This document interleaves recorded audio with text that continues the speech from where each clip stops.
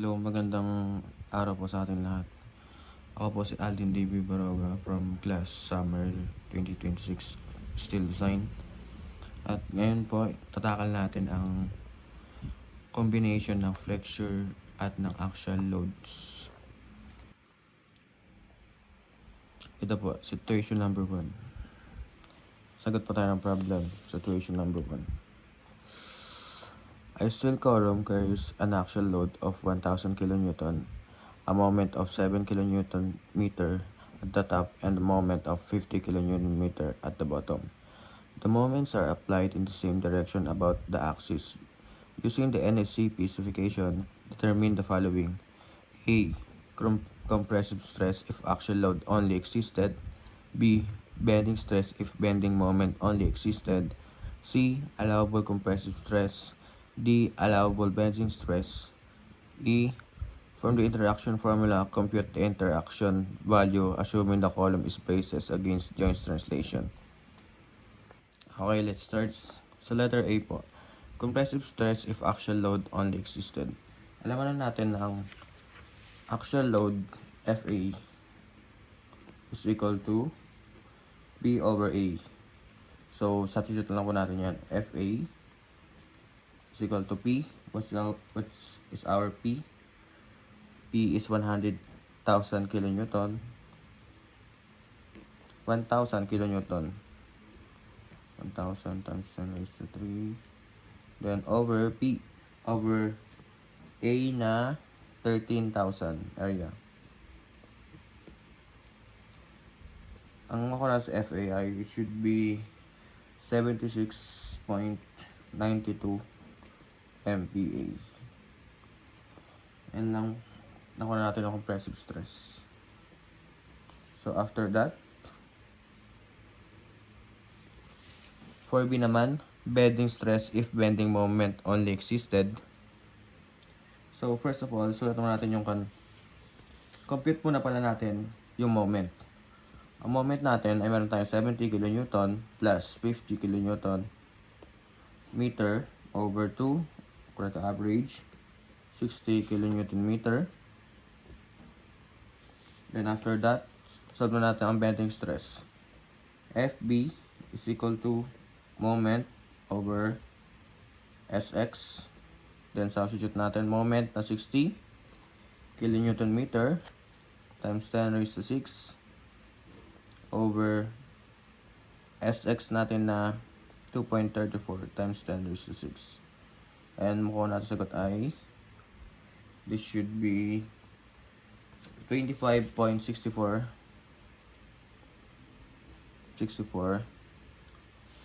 MPa.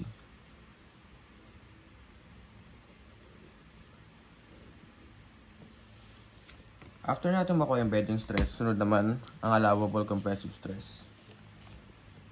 Sa allowable compressive stress, C, kailangan na natin kunin yung slenderness ratio niya. Ang formula for slenderness ratio, SR, by the way, kunin pala natin yung SRY on SRX para makita natin kung sino yung nag-govern sa kanila. SRX is equal to KL over RX. SRY is equal to KL over RY. Tapos, substitute natin yung mga sagot. 1, ang K natin is 1. Ang L natin is 3,600 or 3.6 meters over RX na 109. Then, ang makuha natin ng SRX is 33.0275. Then, for SRY, 1 times 3,600 over 94, and this should be 38.2979. So, nakita natin dito, SRY yung nag-govern. SRY. So, ayun natin kukunin. Ayun yung kukunin natin. Ay, gagamitin natin. So, next step, kukunin natin yung CC. Our formula for CC is square root ng 2 pi squared times E then over Fy. Then substitute lang natin ulit. Square root ng 2 pi squared E na 200. Tama ba? Yeah, 200. 200,000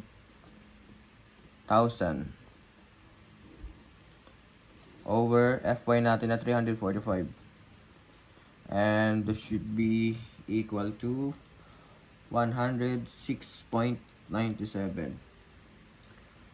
So, since mas malaki yung CC natin sa SRY, ang susunod natin magiging gagawin is isolve natin yung Z. Formula natin ZR is SRY over CC. And substitute ulit natin. That is 38.2979 over 106.97, and this should be equal to 0.3580.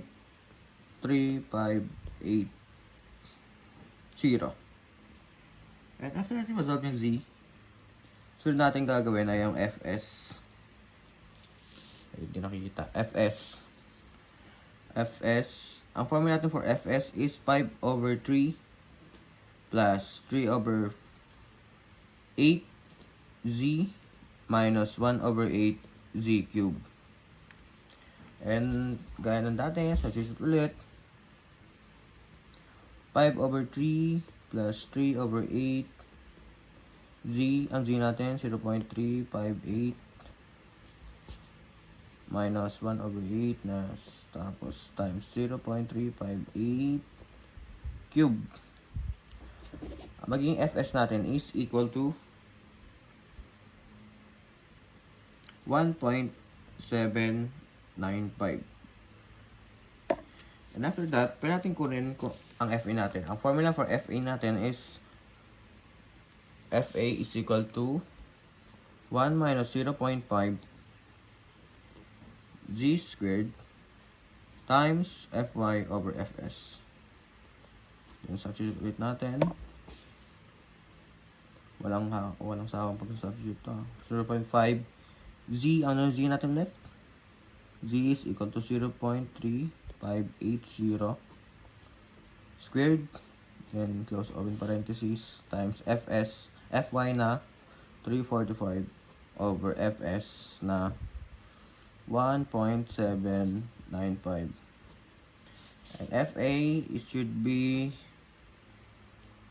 174.864 MPa. And that's it. Nakuha natin yung actual, allowable, compressive stress. Next na kukunin naman natin ay ang allowable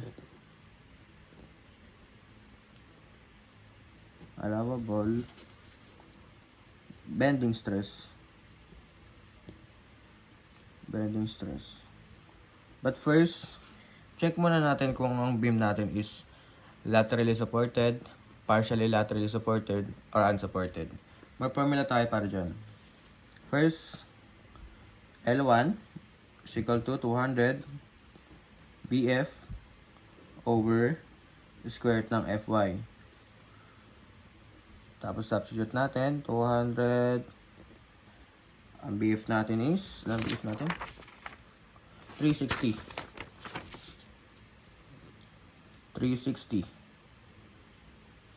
over square root ng Fy natin na 340, square root ng 345. And this should be equal to 3876.34. So as you can see here, mas malaki yung nakuha sa L1 kaysa yung LB. LB natin is equal to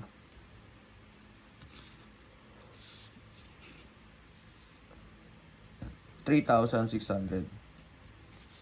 So, ang condition dito, kapag mas malaki yung nakuha nating L1 kaysa sa LB, so, therefore, this is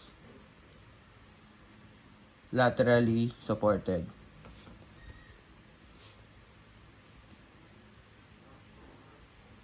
So, therefore, ang magiging formula natin sa ating bending stress is equal to 0.66 Fy. So 0.66 times Fy natin 345. Wait. 0.66 345 227 FB is equal to 227.7 MPa. For letter E naman, let's solve the interaction value.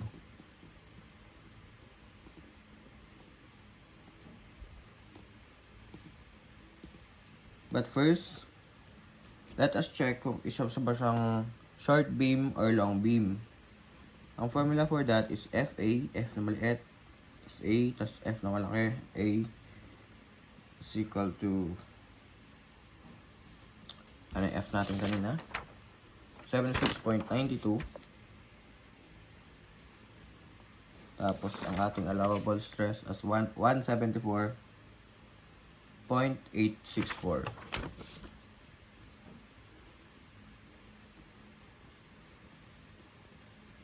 So, this should be equal to 76.92 over 174.864.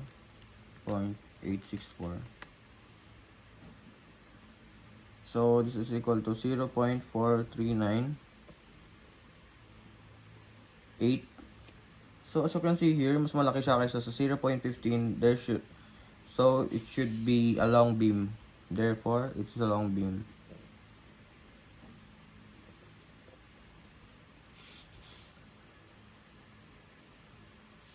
Pag na-determine na natin na siyang long beam, gamitin natin yung formula for interaction value na FA is equal to FA plus CM FB over 1 minus FA over FA prime times FB. Maraming mga formula about dito sa na to interaction value. So, ito yung nakita ko lang, pinakamadali. Para hindi na tayo mahirapan. So, let us solve first the CM. For CM. CM is equal to 0.6 minus 0.4 M1 over M2.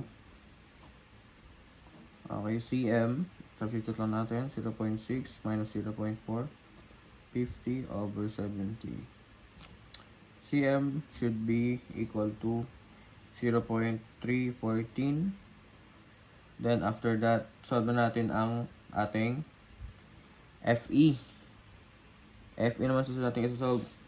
Ang formula natin for FE is equal to FE equal to pi squared E over SRX. This should be SRX. Kasi nagamit natin SRY kanina. SRX squared. So, substitute natin ang mga value. Pi squared E na 200,000 over, ano ko natin SRX kanina? 33.0275. 33.0275. Ang mga ating FED here is 1810.6 MPa. So, after natin makuha yung FE, diretso na tayo sa formula for interaction value. So, substitute natin yung mga value neto. So, FA na 76.92 over FA na malaki allowable compressive stress na 174.864 plus CM. Ano ka CM kanina? CM is equal to 0.314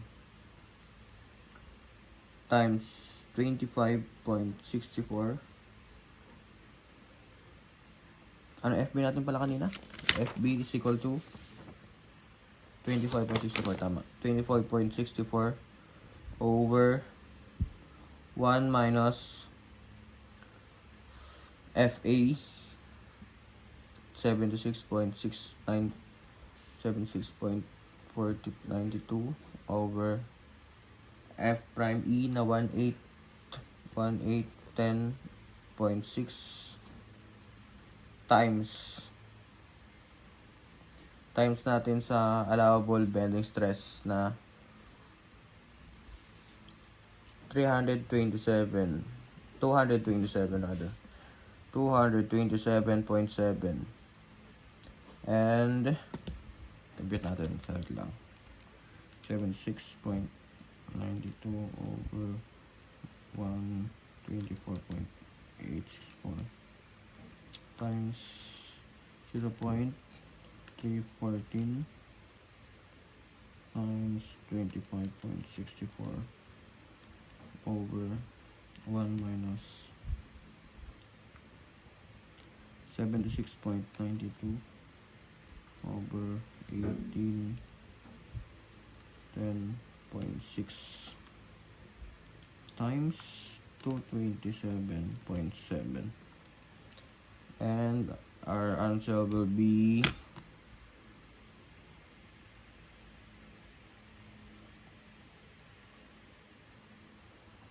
0.0227,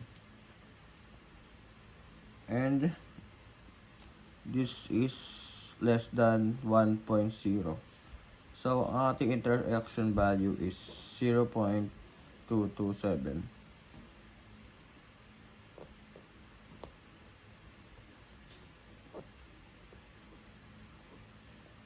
And that's it. I hope you enjoy. Thank you.